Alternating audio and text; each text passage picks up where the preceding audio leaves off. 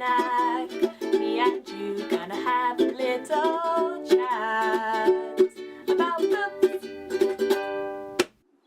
Hi guys, so today I am here to be doing a review of Vampire Academy by Richelle Mead.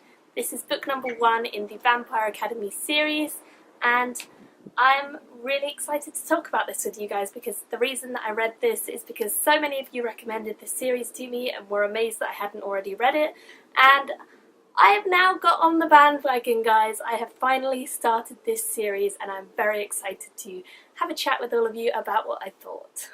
So I ended up giving this one a 3.5 star rating out of 5, which was pretty decent considering that I wasn't sure I was going to like it in the first place, because after reading Twilight I really haven't read any vampire stories and I was really just unsure about what to pick up after Twilight because the hype that surrounded that really just kind of ruined it for me. And although I did like Twilight when I read it, I was very, very young when I first read them and I haven't really read anything much about vampires since then. So you guys recommended this as a vampire read and I thought I would give it a go. And I'm really glad that you did recommend this because, like I say, I ended up giving it a 3.5 star rating, which is decent, and I definitely want to continue on with this series.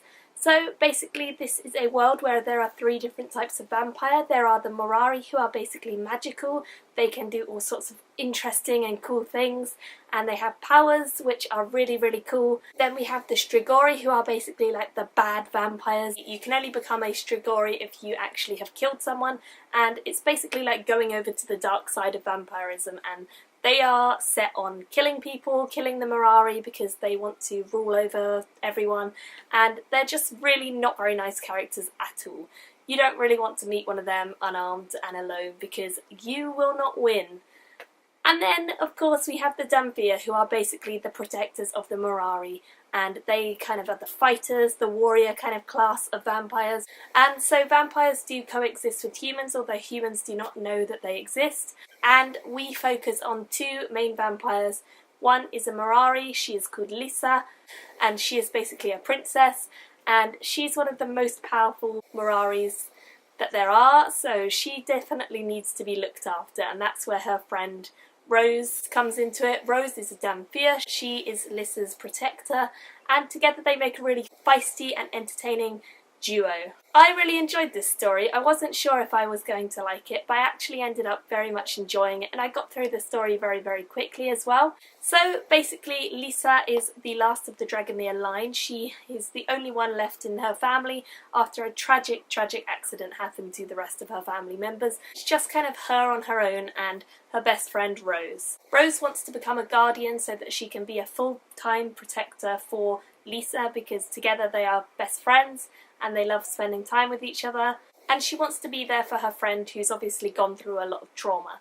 And together they end up facing a lot of scary, fun, entertaining scenarios such as running away from the academy and trying to avoid being caught, and they also have to avoid unwanted attention from their peers and the people who they're with at all times because obviously there's a little bit more to their friendship than just being best friends, and you find that out fairly quickly, but it's definitely a fun point to include and a bit weird. So on the whole I would say that this is a definite different twist on the vampire kind of idea, and it's definitely very different to Twilight. There's fighting vampires, but there are also magical vampires, and they're much sassier and they're much more entertaining because it's based in the academy, which is basically like high school, and they really are quite entertaining and sassy, fun characters. So I would definitely recommend this if you like YA. I think it's a really, really fun read, and I would definitely enjoy hearing what you guys have thought of it and what you think of the next one, because I definitely want to know if I should carry on with the series. Is it worth it?